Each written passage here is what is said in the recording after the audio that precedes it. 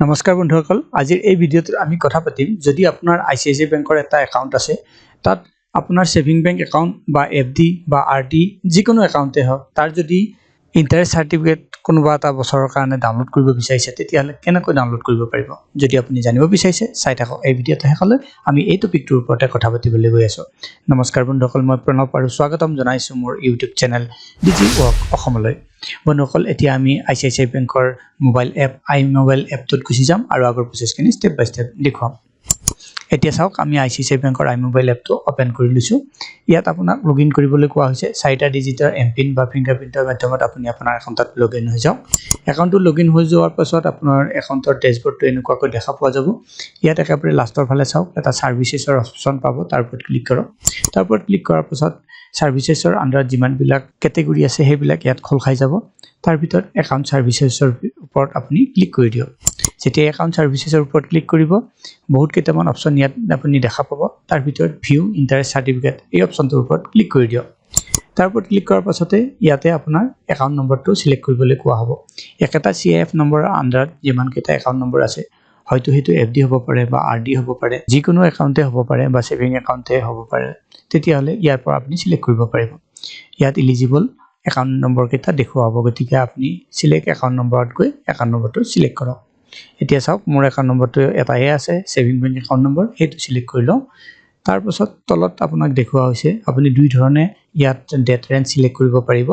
মানে কোন সময়খিনিৰ কাৰণে আপুনি ইন্টাৰেষ্ট সাৰ্টিফিকেট ডাউনলোড কৰিব বিচাৰে ইয়াত প্ৰথমটো আছে সিলেক্ট ফাইনান্সিয়াল ইয়াৰ সিলেক্ট কৰি যদি আমি সিলেক্ট ফাইনান্সিয়াল ইয়াৰ ওপৰত ক্লিক কৰো তেতিয়াহলে এইবিলাক ফাইনান্সিয়াল ইয়াৰ আপুনি দেখা পাব 2024-25 2023-24 2022-23 আৰু আছে তলৰ ফালে কিন্তু ইয়াত আপুনি যদি সিলেক্ট কৰে এনে 2024-25 সিলেক্ট কৰিলে 2024 এপ্ৰিল মাহৰ 1 তাৰিখৰ পৰা 2025 মাৰ্চ 31 লৈ আপুনি এইটো ডাউনলোড কৰিব পাৰিব মানে তাৰ ভিতৰত সেই সময়খিনিৰ ভিতৰত যিমানখিনি ইন্টাৰেষ্ট পাইছে সেইখিনি আপুনি ইয়াত এই সাৰ্টিফিকেটখনত পাব কিন্তু এতিয়াৰ ফাইনান্সিয়াল ইয়াৰ চলি আছে 2025-26 হেতু ইয়াত দেখুৱা হোৱা নাই কাৰণ সেই বছৰটো কমপ্লিট হোৱা নাই সেই কাৰণে দেখুৱা হোৱা নাই তাৰ কাৰণে যদি আমি এই বছৰটোৰে ডাউনলোড কৰিব লাগে তেতিয়াহলে আমি বাই ডেট ৰেঞ্জ সিলেক্ট কৰিব লাগিব ইয়াত যেহেতু বাকি এইবিলাক পুৰণা হয় সেইকাৰণে মই এটা ডাউনলোড কৰিব বিচৰা নাই এতিয়া বাই ডেট ৰেঞ্জত যাম সব অৰ লিখা আছে আৰু তলত লিখা আছে সিলেক্ট ডেট ৰেঞ্জ গতিকে সিলেক্ট ডেট ৰেঞ্জৰ স্টাৰ্ট ডেটৰ ওপৰত আমি ক্লিক কৰিম আৰু ইয়াত 1 এপ্ৰিল 2025 কাৰণ ফাইনান্সিয়াল ইয়াৰটো 1 এপ্ৰিলৰ পৰা আৰম্ভ হয় সেইকাৰণে 1 এপ্ৰিল 2025 টো সিলেক্ট কৰিম আৰু ওকে কৰি দিম আকৌ টু এণ্ড ডেটৰ ওপৰত আমি ক্লিক কৰিম আৰু ইয়াত আজিৰ ডেটটো 22 ডিসেম্বৰ 2025 টো সিলেক্ট কৰিম আৰু ওকে কৰি দিম এতিয়া চাওক আমি ডেট ৰেঞ্জটো সিলেক্ট কৰি ললো এতিয়া তলত জেনাৰেট PDF যিটো বুটাম আছে হেতু হাইলাইট হৈ যাব হেতুৰ ওপৰত ক্লিক কৰি দিম তাৰ ওপৰত ক্লিক কৰাৰ পাছত এটা OTP আমাৰ ৰেজিষ্টাৰ্ড মোবাইল নম্বৰটো গুচি যাব সেই OTPটো ইয়াত ভৰাব লাগিব